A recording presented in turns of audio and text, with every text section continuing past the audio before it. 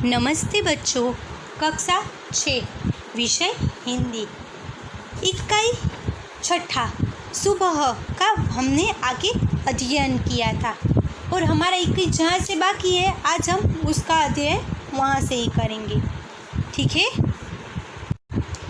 तो आप लोग अच्छी तरह से सुनना। ठीक है, हमने लास्ट में अध्ययन किया था कि रेशमा की माँ उसे कहती है कि तुम ले आओगी अकेले। माँ ने पूछा था तो रेशमा ने कहा था हाँ माँ, मैं पहले भी तो लाई थी सामान।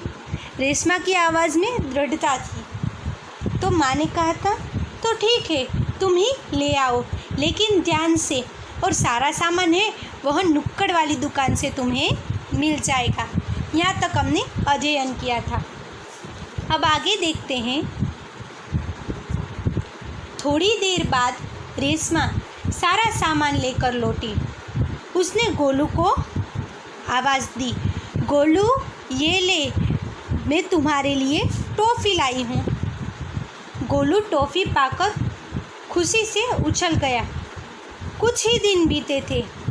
एक दिन शाम को रेशमा का घर दियों के झिलमिल प्रकाश से जगमगाने लगा था। पूरा मोहल्ला जगमगा रहा था। जहाँ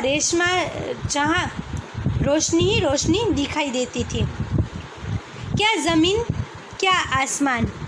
दादी जी ने बताया कि दीपावली अंधेरे पर उजाले की जीत का त्यौहार है। बुराई पर अच्छाई और असत्य पर सत्य की सदा जीत होती है। એટલે કે થોડી વાર પછી રેશમા બધો સામાન લઈને પાછી ફરી। તેણે ગોલુને બૂમ પાડી, ગોલુ આ લે, તારા માટે ચોકલેટ લાવી છું। ગોલુ ચોકલેટ મળતા આનંદથી નાચી ઉઠ્યો। થોડાક દિવસ વીત્યા હતા। એક દિવસ સાંજે રેશમાનું ઘર દીવાઓના ઝળહળાટ પ્રકાશથી ચમકાવા લાગ્યું। આખો દિવસ મહોલ્લો ઝળહળાતો હતો। જમીન પર કે આકાશ બધી જગ્યાએ પ્રકાશ રેલાતો જોવા મળતો હતો। દાદીએ કહ્યું કે દિવાળીના દિવસે અંધકાર પર પ્રકાશના વિજયનો તહેવાર છે। બુરાઈ પર ભલાઈની અને અસત્ય પર સત્યની હંમેશા જીત જ થાય છે। इस दिन राम रावण को पराजित कर अयोध्या लौटे थे। इसी खुशी में यह त्यौहार मनाया जाता है।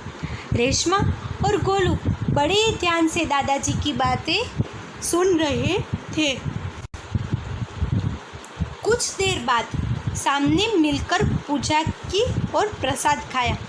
गोलू अपने दोस्तों के साथ पटाखे छुड़ाने में मग्न हो गया।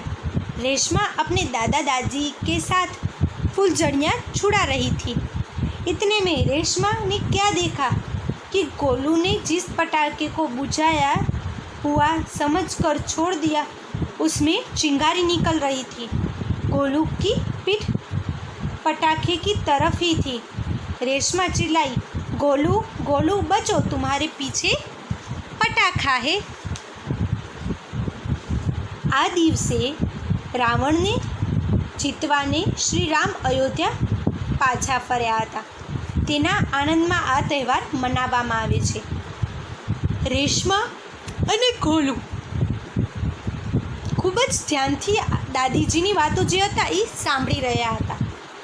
થોડી વાર પછી બધાને મળીને પૂજા કરી અને પ્રસાદ પણ લીધો। ગોલુ પોતાના મિત્ર સાથે ફટાકડાઓ ફોડવામાં મગ્ન થઈ ગયો। રેશમા પોતાના દાદા દાદીની સાથે ફૂલઝડીઓ ફોડી રહી હતી। એટલામાં રેશમાએ જોયું કે ગોલુએ જે ફટાકડાને ઓલવાઈ ગયેલો સમજીને નાખી દીધો હતો એમાંથી ચિંગારીઓ નીકળવા લાગી હતી। ગોલુની પીઠ ફટાકડા તરફ હતી। રેશમાએ બૂમ પાડી, ગોલુ ગોલુ ખસી જા, તારી પાછળ ફટાકડો છે। पटाखों के शोर में रेशमा की आवाज़ दब गई। बाकी कुछ लोग समझ पाते। सबसे पहले रेशमा जल्दी जल्दी कुर्सी को धकेल दी और गोलू के पास जा पहुंची। उसने गोलू को ज़ोर से धक्का दिया और खुद आगे निकल गई। अपनी कुर्सी की गति के कारण धड़ाम जोर का धमाका हुआ। रेशमा की कुर्सी ने गोलू को चलने से बचा लिया। गोलू को कुछ समझ न आया कि उसे धक्का किसने दिया और क्यों। એટલે કે ફટાકડાઓનો અવાજમાં રેશમાનો અવાજ દબાઈ ગયો। બીજા લોકો કંઈક સમજે તે પહેલાં જ રેશમા જલ્દી ખુરશીને ધકેલતી ગોલુ પાસે જઈ પહોંચી। તેણે ગોલુને જોરથી ધક્કો માર્યો અને પોતાની ખુરશીની ગતિને લીધે તે પોતે આગળ નીકળી ગઈ। ધડામ એવો જોરથી ધડાકો થયો। રેશમાએ સ્ફૂર્તિથી ગોલુને દાજતા બચાવી લીધો। ગોલુને તો કંઈ સમજાયું જ નહીં કે તેણે ધક્કો શા માટે અને કોણે માર્યો છે।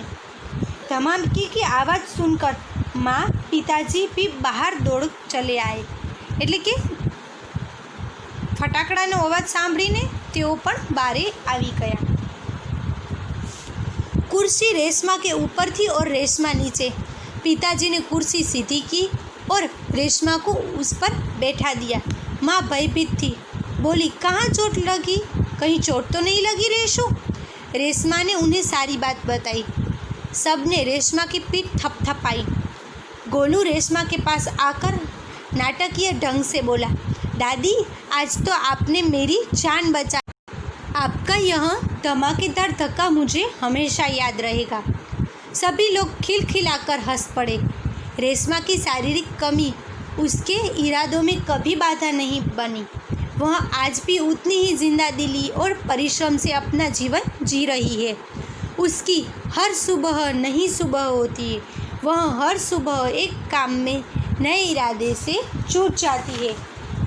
એટલે કે ધડાકાનો અવાજ સાંભળીને માતા અને પિતાજી બંને પણ ઘરની બહાર દોડી આવ્યા। ખુરશી રેશમા ઉપર હતી અને રેશમા ખુરશીની નીચે હતી। પિતાજીએ ખુરશી સીધી કરી અને રેશમાને તેની ઉપર બેસાડી દીધી। માં ભયભીત હતી। તે બોલી, રેશુ ક્યાંય વાગ્યું તો નથી ને તને? રેશમાએ તેને બધી વિગતો કહી। સૌએ રેશમાને શાબાશી આપી। ગોલુ રેશમા પાસે આવીને નાટકીય ઢબે બોલ્યો, દાદી આજે તો તમે મારો જીવ બચાવ્યો। આપનો આ જોરદાર ધક્કો મને હંમેશા યાદ રહેશે। બધા લોકો ખડખડાટ હસી પડ્યા। રેશમાની શારીરિક ખામી તેના ઈરાદામાં ક્યારેય અડચણરૂપ નથી બનતી। તે આજે પણ એટલી જ જિંદાદિલી અને પરિશ્રમથી પોતાનું જીવન વિતાવે છે। તેને માટે દરેક સવાર નવી સવાર હોય છે। તે દરેક સવારે પોતાના કામમાં નવા સંકલ્પ સાથે જોડાઈ જાય છે। तो चलो बच्चों, आपने देखा ना यहाँ इकाई में आपको कितना अच्छा लगा और कितना सारा समझ में भी आया ना। तो आपको यह इकाई एक बार घर से होमवर्क में पढ़ना है और उसके शब्दार्थ भी अच्छी तरह से पढ़ना है। मैं होमवर्क फिर से दोहराती हूँ। आपको यह इकाई एक बार घर से पढ़ना है और इसके शब्दार्थ भी अच्छी तरह से पढ़ने हैं। ठीक है? नमस्ते बच्चों।